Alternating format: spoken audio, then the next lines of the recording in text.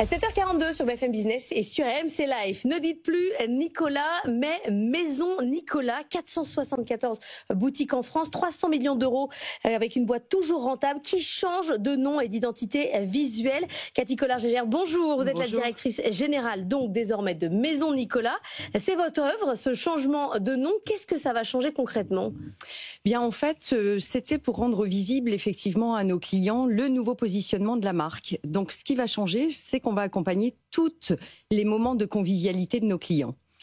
Eva Jacot, qui est avec nous et qui nous accompagne, ce qu'on peut dire, c'est que c'était un tout petit peu vieillot aujourd'hui, Nicolas. Oui, c'est vrai. Alors, c'est vrai que ce nom, Maison Nicolas, c'est utilisé par plusieurs marques. Ça fait aussi plus chic. Finalement, est-ce que vous allez aussi... est-ce que c'est une montée en gamme ? Est-ce que c'est une premiumisation ? Alors non, Maison, c'est pas pour faire plus chic. C'est finalement un trait d'union avec ce qu'on a toujours été. Figurez-vous, en 1822, on appelait Nicolas Maison Nicolas, maison fondée en 1822. Un trait d'union donc avec le passé, mais aussi avec l'époque.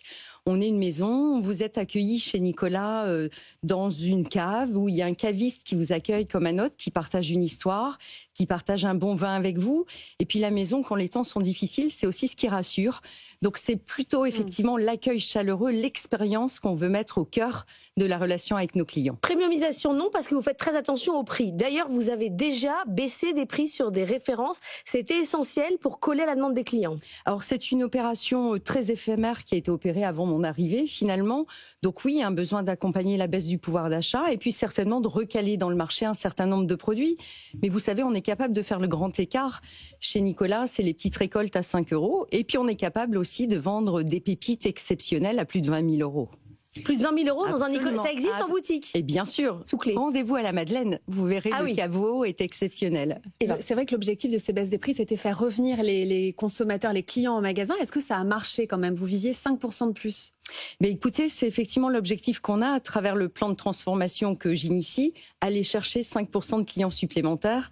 Plan de transformation qui embarque effectivement plusieurs leviers, dont l'expérience client, dont le départ à la conquête, puisqu'on va reconquérir effectivement de nouveaux territoires aussi, réouvrir des magasins, et puis effectivement ce positionnement de marque qui va accompagner tous les instants de convivialité. Sur le digital, il y a beaucoup de choses à faire. Une chose incroyable, quand vous êtes arrivé, il y avait personne à la data. Vous m'avez dit, quand je suis arrivée chez Picard, c'était la même chose. C'est-à-dire que là, il y a une mine d'or non exploitée. C'est assez simple finalement comme décision de mettre quelqu'un à la data. Effectivement, c'est le cœur de notre métier. Et en fait, pour accompagner nos clients, eh bien, il faut les connaître, ces clients. Et rien de tel que la data pour nous indiquer quels sont leurs comportements d'achat, ce qu'ils préfèrent en termes de produits, leur fréquence de visite. Et donc, il faut être précis désormais pour accompagner nos clients. Oui.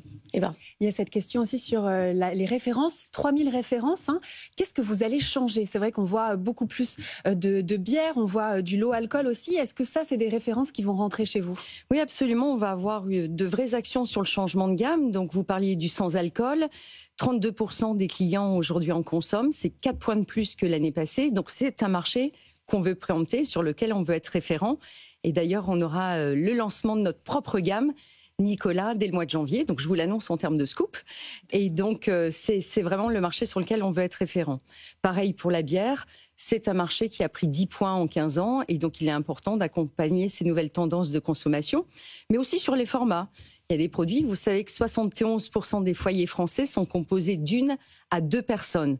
Et donc, quand on est tout seul ou à deux, bien, ouvrir une bouteille, ça a peut-être plus de sens à l'heure où on ne veut pas gaspiller. Donc là aussi, les bag-in-box, les demi-bouteilles sont aussi des formats qui font sens chez nous. Mais bon, moi j'habite dans un quartier de bobos, mais dans ma rue, je pense qu'il y a 10 cavistes, Cathy Collard. Oui. Comment on fait pour faire la différence? Eh bien, on se différencie effectivement par les produits, par le service, par l'accueil chaleureux. Et je peux vous dire que nos cavistes sont formés, sont attachés à notre marque et ont vraiment la volonté d'accueillir de manière exceptionnelle nos clients. Développement aussi à l'international. Vous avez combien de boutiques aujourd'hui hors de France? Donc on a à peu près 80 boutiques sur une dizaine de pays. Donc oui, une volonté là aussi d'aller exporter notre savoir-faire, finalement l'art de vivre à la française dans les différents pays. Avec quelle cible?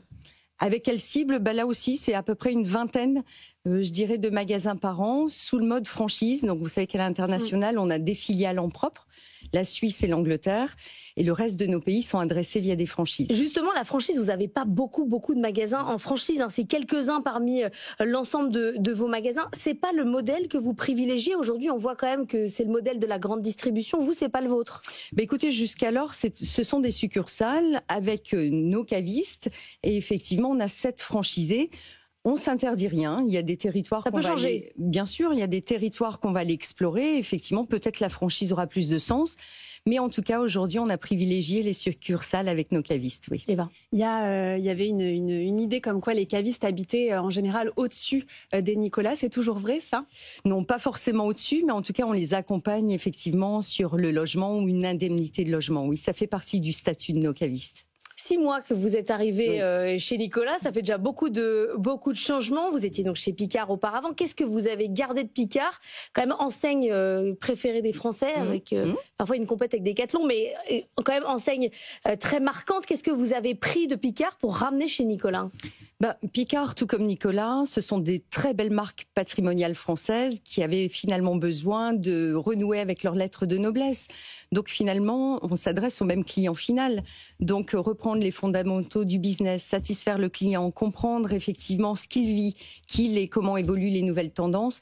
C'est la même mécanique. Et puis ce sont 2 filières exigeantes. Le surgelé comme la filière vin, c'est des filières assez complexes qu'il faut aussi finalement vulgariser pour expliquer aux clients ce que l'on fait, quel est notre cœur de métier. On a l'impression que dans les 2 cas, vous avez repris le client et vous avez remis sa chaise au milieu du codir, quoi. Au cœur, effectivement. Si notre métier est simple, finalement, c'est comprendre la vie des gens, comprendre les irritants qu'ils ont et être apporteur de solutions pour mieux vivre. Oui. Eva. Chez Picard, justement, vous aviez lancé des nouveaux concepts, vous aviez lancé des nouveaux formats magasins.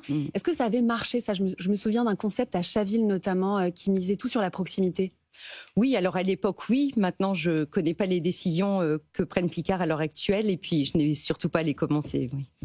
Un mot de l'évolution de l'actualité avec Serge Papin qui a été nommé au gouvernement. Alors, vous avez travaillé chez Auchan, mais vous avez bossé 30 ans dans plein d'enseignes du commerce. Lui, il était l'ancien dirigeant de Super U, patron emblématique. C'est une bonne nouvelle pour vous qu'il soit nommé au gouvernement ?